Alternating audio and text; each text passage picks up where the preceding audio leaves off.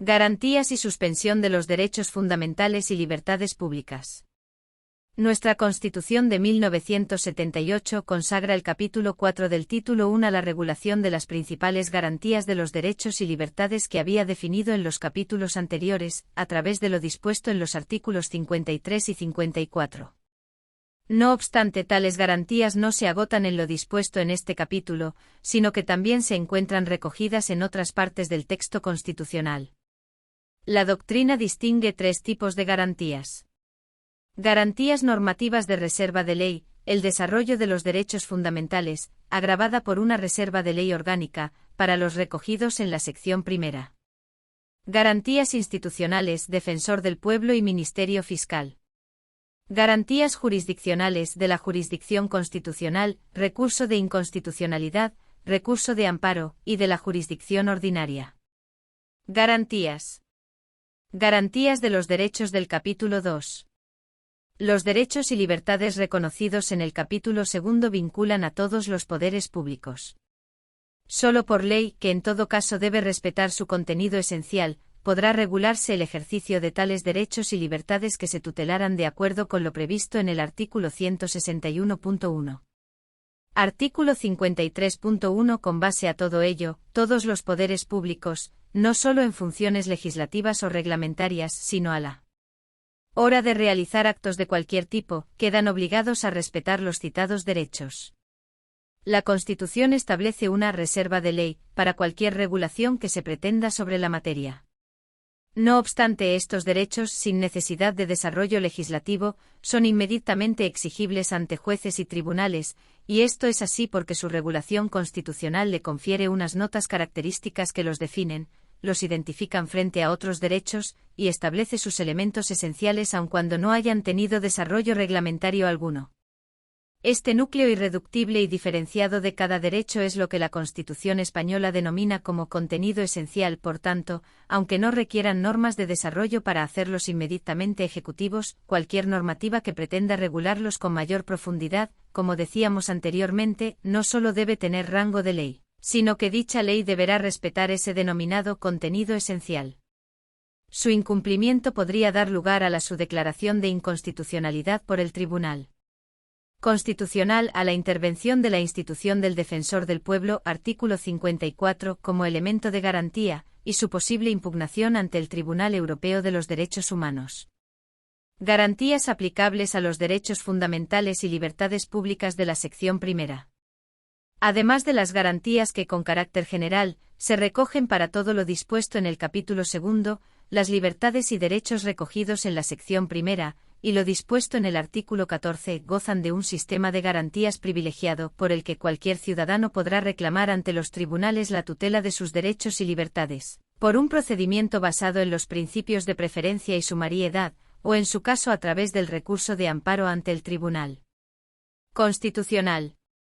Este recurso será aplicable también a la objeción de conciencia reconocida en el artículo 30 y artículo 53.2. Para el desarrollo o regulación de este tipo de derechos existe una reserva de ley, en este caso agravada, solo puede salir del Parlamento, mediante reserva de ley orgánica.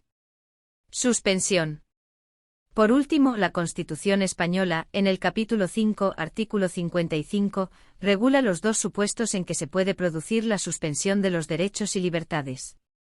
En el apartado 1, la suspensión general, en los supuestos relacionados con el estado de excepción, en situaciones de crisis que ponen en peligro la seguridad interior o exterior del propio Estado, y que no pueden ser solventadas por procedimientos ordinarios de policía o defensa. En el apartado 2, la suspensión individual en relación con investigación o actividades de bandas armadas o elementos terroristas, cuya extensión y límites los marca la propia Constitución, en concordancia con lo establecido en Convenio Europeo de Derechos Humanos. Aunque pueda sorprender, el fin último de esta suspensión de derechos está en la defensa de la propia Constitución, evitando la imposición de la fuerza y facilitando la vuelta a la normalidad democrática, y porque no podemos olvidar que el propio estado de excepción constituye una situación jurídica excepcional, ya que es a través del derecho como se entra en ese estado. Esquema general. Derechos fundamentales y libertades públicas. Vida. Libertad de ideología y de religión. Libertad y seguridad. Honor, intimidad personal y familiar y propia imagen. Inviolabilidad del domicilio. Secreto de las comunicaciones. Uso de la informática.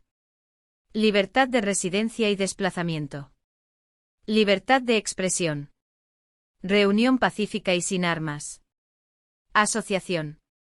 Participación política. Petición. Tutela judicial efectiva. Legalidad. Prohibición de los tribunales de honor. Libertad de enseñanza. Libertad de sindicación. Huelga. Derechos y deberes de los ciudadanos. Trabajo. Sostenimiento de los gastos públicos. Negociación colectiva laboral. Libertad de empresa. Matrimonio. Propiedad privada y herencia. Fundación. Defender España. Objeción de conciencia. Deberes en caso de riesgo, catástrofe o calamidad pública. La reforma constitucional.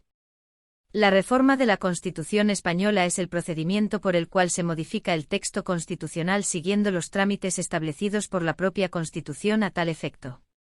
El título 10 de la Constitución de 1978, artículos 166-169, está dedicado a regular dos procedimientos distintos de reforma. Ambos tienen carácter rígido, siendo diferentes y más complejos que el procedimiento legislativo ordinario. La rigidez constitucional no es sino una forma de garantizar la supremacía de la Constitución. Los procedimientos son los siguientes. A. Procedimiento agravado. Implica la reforma total, bien del título preliminar, del título 1 sección primera capítulo 2 del título 2 la corona.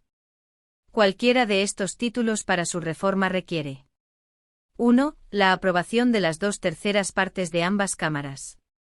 2. Convocar nuevas elecciones. 3. Nueva aprobación por 2/3 partes de ambas cámaras. 4. Referéndum de ratificación. B. Ordinario, para el resto de los títulos y requiere 1. La aprobación de las 3/5 partes de cada Cámara o 2/3 del Congreso y mayoría absoluta del Senado. 2. Referéndum de ratificación si en el plazo de 15 días siguientes a la aprobación lo solicita el 10% de cualquiera de las cámaras.